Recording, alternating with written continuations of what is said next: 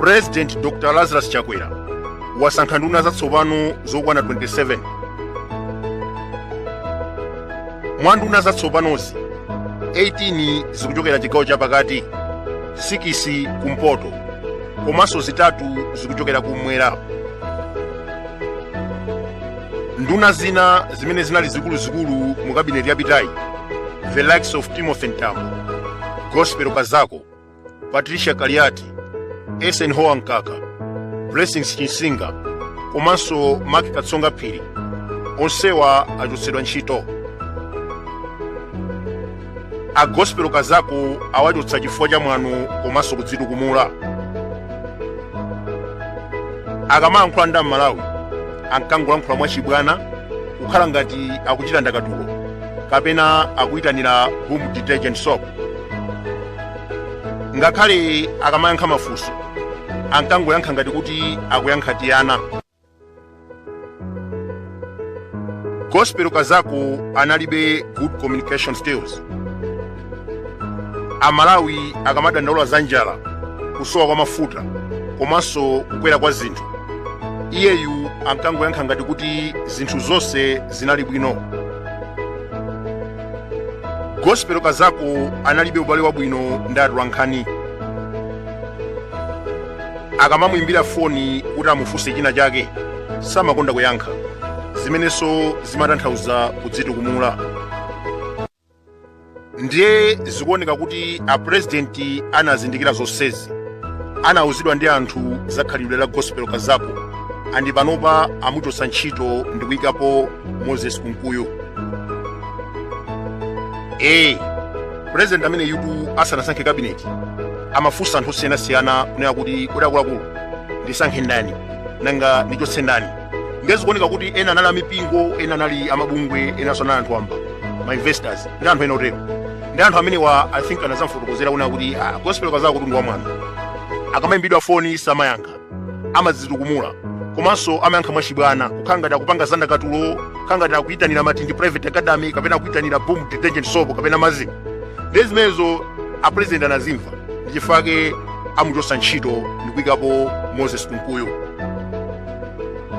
Kunkuyu ndi munthu wakhalidwe, amalumikizana ndi anthu bwino, komanso akhoza kumuthandiza Chakwera pa ntchito yake. Tinamuona Kunkuyu nthawi yake, I think nthawi ya Joyce Banda anali Minister of Information, andi itachitika kashiketi amayankhula bwino kwambiri, zimene zimaoneka kuti amakhala transparent pa zinthu zake, komanso alibe mwano. Chifukwa tinene zoona pano kunena kuti zimene ankalankhula Gospel Kazako m'mawayilesi komanso ma television zinkayipitsa mbiri ya Dr. Lazarus Chakwera. Chifukwa anthu ambiri sitimadziwa, Minister of Information kapena government spokesperson, chilichonse chimene amalankhula anthu amachitenga ngati kuti akulankhula ndi president kapena akulankhula ndi boma. Ndiye niyo mutha kuona zimene ankalankhula Kazako, kulankhula mwachibwana kwambiri, kulankhula ngati akupanga ndakatulo sewero ndi zina zotero. Anthu akamadandaula za njala, za kusowa kwa mafuta chani, amangoyankha zawo zimene zimaoneka ngati kuti zalowa chibwana. Ndiye anthunso amaganiza kuti mwina Chakwera amamtuma kuti azipanga zimenezi. Ndiye kuchotsedwa kwake kukhozabe kubweretsa mbiri yabwino kwa Chakwera. Kapena ndene kuti kubwera kwa Moses Kunkuyu kukhoza kusintha zonsezi zimene anthu amaganiza ngati Kunkuyu angapitirize khalidwe labwino limene timawadziwa nalo. Professor Blessings Chinsinga amuchotsa ntchito ngati Minister of Local Government. Mbiri ikumveka kuti madisi ambiri m'Malawi muno samamuonera kukondwa, mpaka ena anakatenga injunction ku High Court. Nayenso Timothy Ntambo amuchotsa ntchito chifukwa unduna wakewu anthu ambiri akhala kudana nawo. Mmene ndakuzira ndikale kunena kuti president amene asanasankhe nduna zimenezi amafunsa anthu osiyanasiyana. Ndiye mwina anthu amenewa amuwuza kuti komatu uyu Timothy Ntambo imungotaya naye nthawi, unduna wake wopanda ntchito, kungononga ndalama, komanso ameneyi ndi munthu woti national unity imene sangakwanitse. Inu mukudziwa kuti iyeyu wakhala kutsogolera mademo, wakhalanso akulankhula ma speech odana ndi mitundu ina ya anthu m'dziko muno. ndiye kunali kovuta kwambiri kuti iyeyu ayendetse ministry ya national unity chifukwa anthu ena amangodana naye akamaganizira zimene ankachita mbuyo. Ndiye zikuonekanso kuti apresident anamvetsetsa zimenezi ndi kumuchotsa Timothy Mtambo ngati nduna. Maunduna a Blessings Chisinga komanso Timothy Mtambo atengedwa ndi bambo Richard Chimwendo Banda. Mwachidule ndikuwuzeni kuti maunduna amenewa aphatikizidwa ndipo akhazikitsa unduna umodzi umene kutchedwa kuti Minister of Local Government Unity and Culture.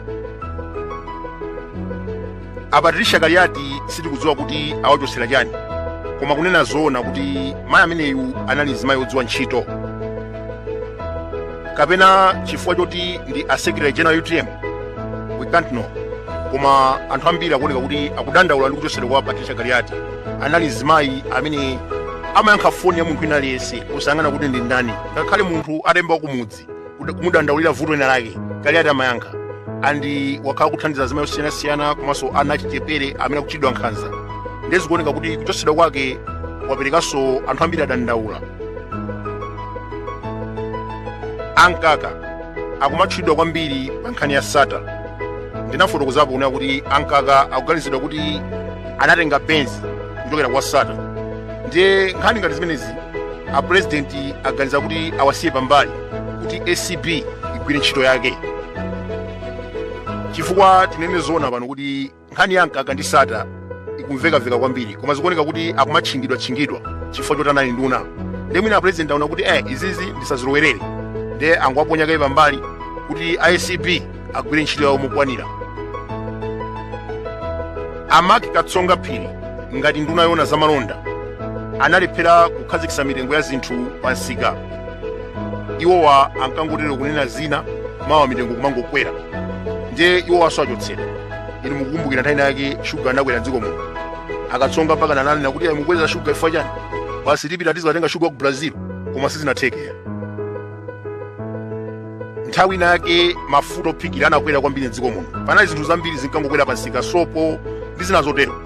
Akatsonga ananenanso kuti tizipanga mafuta athu tizikatenga kunja and so forth, koma palibe chimene chinasintha, mitengo ija inali yokwerabe.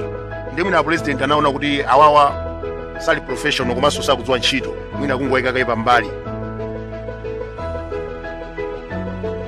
Ngakhale president wachotsa anthu amenewa, zikuonetsabe kuti cabinet yake sili professional. Ma appointment achitika pa zifukwa za ndale, komanso anthu onse amene asankhidwawa ndi ma politicians. Cabinet yoyambirira ija yachakwera imene yachotsedwayi tinaonamo akatswiri ngati Professor Blessings Chisinga, chifukwa amene ujayo si munthu wa ndale yayi. Of course amayankhirapo nkhani za ndale ndayi amagwira ntchito ku Chansa College, wabe uja si munthu wa ndale. Ndiyebe zinaoneka kuti cabinet imene ija iye analimo, koma cabinet yaleroyi anthu onse ndi anthu a ndale, palibe amene ali professional kapena munthu wina wake amene akuoneka kuti ndikatswiri odziwa za chuma and so forth. Panopa tikayang'ana nkhani za chuma sizikuyenda bwino kuno ku Malawi. Kuli njala, mavuto za chuma akula kwambiri, katundu wakwera, inflation is very high, forex kulibe, komanso anthu ambiri akudandaula. Zinthu zonse zimene ndatchulazi zikuchitika pansi pa Sosten Gwengwe ngati nduna za chuma. Koma tikayang'ana maunduna amene asankhawa, a Sosten Gwengwe awabwezeresanso mu kabineti pa unduna omwewo. Kodi iwowa abweretsa approach yosiyana? Limene litu ndi funso limene Malawi aliyense akumadzifunsa. Mbuyomu bambo Robin Lowe pamodzi ndi achiwiri awo mayi Madaliso Wilima anachotsedwa ntchito pa nkhani ya fertilizer subsidy, kusowa kwa chimanga kwa dimanga, komanso 750 million kwacha. Lero mayi amenewa mayi Madaliso Wilima awasankha kukhala nduna yona za maphunziro without giving any explanation. Mukuona kuti pamene pali bwino, chifukwa chimene tikudziwa ife nchona kuti mayi amenewa anachotsedwa ntchito pamodzi ndi a Robin Lowe taija kuti asowa ndalama 750 million kwacha ya fertilizer imene anakapereka ku mabuchale ku UK, komanso kunasowa matumba ambiri achimanga amene amagwiritsidwa mwachisisi kuja ku Admark atachotsa ntchito anthu onse kumene kuja. Ngakhale fertilizer subsidy sanayende bwino chifukwa cha amayi amenewa ndi Robin Lowe. Koma lero Chakwera sanafotokoze kunena kuti amayi amenewa analolakwa kapena sanalolakwa, wangu wasankha ndi kukhala nduna yoona za maphunziro without giving any explanation to Malawians. Mukuona kuti pamene popo Chakwera wakonza kapena akupitiriza kulakwitsa zinthu. Honorable Sam Kawale walephera kuyendetsa programu ya fertilizer subsidy posachedwa kumpa. Tikunena pano anthu ena akulephera kugula fertilizer pasi pa nduna umenewu, pasi pa nduna imeneyi. But still mkulu ameneyu amusankhanso kukhala nduna yoona za ulimi. Sindikudziwa kuti ndi chifukwa chani mayi Khumbize Kandodo awasankhanso kukhala nduna yoona za umoyo, chifukwa analephera mu zambiri ku ministry imeneyi. Kumeneko kunabedwa 6.2 billion COVID fund, kwakhala kukusowa mankhwala, kusowa zinthu zambiri. Anthu tikunena pano akapita kuchipatala akumakauza kuti panado mukagule nokha, akumauza kuti ayi masirinji ndi zina zotero muzigula nokha. Koma ndithu Chakwera wamusankhanso minister imweyo kukhala Minister of Health kawiri. Pali mkulu wina wake wotchedwa Jacob Hara wakumpoto amene anamusankha nthawi yake kukhala Minister of Transport. Panonso amusankhanso kukhala Minister of Transport. Koma yeyo it doesn't mean kuti amadziwa ntchito, koma akumamusankha nduna umenewu akuti chifukwa choti amapemphera chachi chimodzi ndi president chali chija cha Assemblies of God. Atamangidwa SCB Director General mu December 2022, Titus Mvalo amene anali nduna yoona za chilungamo anauza dziko kudzera ku parliament kunena kuti milandu yonse ya Martha Chizuma yathetsedwa. Do you remember that? Zimene zinthu zimachitika mu parliament, iyeyu samayankhula mu parliament. Chifukwa nthawi imene jayo Achizuma atamangidwa anthu ambiri anadzuka ndi kudzudzula zimene ziyazo. Andiboma linabwera kunena kuti ife sikudziwa chilichonse mpaka Titus Mvalo ananena kuti milandu yathetsedwa. Ben Pira anafunsa kunena kuti ngati milandu yathetsedwa tionetseni mapepala awo mwangothetsa pakamwa. Anena kuti no, I have the phone message aucheni andani akayuni andionesa message iyi koma ali kunja, koma ndithu milandu imene yathetsedwa. He said that in parliament. Koma tikunena pano pa tsiku la lero Martha Chizuma wayimisidwa ntchito pa milandu yomweyo. Kuyimisidwa ntchito ngati SCB Director General zachitika zimenezozo. Ndefunso limene amalawi ambiri akumafunsa ndionena kuti ndi chifukwa chani Titus Mvalo awasankhanso kukhala nduna yoona za chilungamo. Chikhalirecho adanamiza dziko pa nkhani ya kumangidwa kwa Chizuma. Adatiuza okha tu parliament kunena kuti milandu ya Chizuma yathetsedwa, ndipo tisamvenso wina aliyense akunena za Chizuma. Koma lero akuwayimisa ntchito akuti ndi mlandu kuti muyankhe. Do you think milandu yanathetsedwa kapena amangopanga chinyenga aphunzitsi? Ndakhala ndikunena nthawi zonse kunena kuti amene analamula kuti Martha Chizuma amangidwe anali Dr. Lazarus Chakwera. Commission of Inquiry ija inakhazikitsidwa kuti impeze milandu kenaka amuchotse. Anthu ambiri tu akhala kutsutsa zimene zizi tikamanena. Taija Commission of Inquiry itatuluka ambiri adanena tinakhala tikunena kunena kuti commission iyi inakhazikitsidwa chonge choti ipeze chifukwa then patsogolo pake amuchotse ntchito Martha Chizuma. We said that. Koma ambiri amatsutsa kuti is political propaganda. Koma lero taonani Martha Chizuma wayimisidwa ntchito ndi Secretary to the President and Cabinet. Kodi inuyo munaziona kuti Secretary to the President and Cabinet akuyimisa ntchito SCB Director General? Chifukwa malamulo amanena momveka bwino kunena kuti mkulu wa SCB kumalawi kuno amayimisidwa ntchito kapena kuchotsedwa ndi president yekha basi. Kuyimisidwa ntchito kumene kunena apa ndi suspension. Ngati SCB Director General akufuna kupangidwa suspend kapena kuchotsedwa ntchito, amene amayenera kuchita zimenezo ndi president basi. Koma lero amene wayimisa ntchito Martha Chizuma ndi mayi Pauline Zamba. Kodi mphamvu zimenezi akuzitenga kutiko? Mukapita kwa mfusa Chakwera lero akuyankhani monga mmene amachitira nthawi zonse. Sindikudziwa. Koma pasi pa mtima akudziwa kuti this was a plan created by himself. akamabwera pa podium Chakwera amanena ndithu chinyenga aphunzitsi kunena zambiri. Ayi Chizuma ali waine, we are with Chizuma, is a darling to Malawian people and this and that. Koma akapita kuseri akumpangira uko oti amuchotse pampando.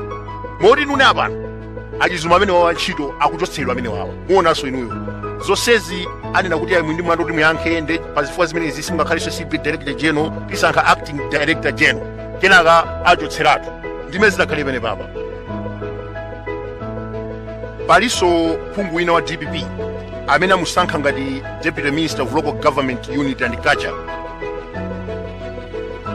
Dzina lake ndi Owen Chomanika wochokera mboma la Chikwawa. Mphekesera ikumveka kuti iyeyu anachita kugulidwa ndi MCP ndipo amene anayendesa deal imeneyi ndi mayi Abidamia. Phungu ameneyu ndi wanzeru kwambiri. Amuonapo ku parliament akuyankhula zinthu zopatsa chidwi basi. And he's very clever. Tinene zona panopa. Mwinanso ndi chifukwa chake Chakwera ameneyi waganiza zoti amusankhe kukhala nduna. Koma zona zake zona kuti iyeyu wagulidwa. Posachita pomba muona kuvala makaka MCP. So DPP ameneyi avala makaka MCP alowa MCP chifukwa ameneyi wagulidwa deal imeneyi ayendesa ndi mayi Abidamia. Koma amene ndanenera kale kuti ndi phungu wanzeru kwa basi, phungu oganiza bwino, zolankhula zake za parliament zopatsa chidwi. Ali ndi degree ya accountancy kuchokera pa University of Malawi. Komanso ali ndi master's degree of business administration kuchokera pa SAMI mdziko la Tanzania. Owen Chomanika ndi mwini wake wa timu ya Chikwawa United. Ambiri tikudziwa timu ya Chikwawa United inasewerapo TNM Super League nthawi yake. Analinso vice chairman wa timu ya Mighty Tigers imenenso imasewera Super League. Komanso nthawi yake mkulu ameneyu ankafuna kupikisana nawo ngati president wa Football Association of Malawi. Wagwirakonso ntchito ku Football Association umene kufamu ngati amagwira ku finance department because ona choncho. Koma zona zake zona kuti mkulu ameneyu panopa ndi Deputy Minister of Local Government Culture and Unity. Ngokuti abwana ake ndi Alicha Chimwendo Banda, iyeyu ndi wachiwiri.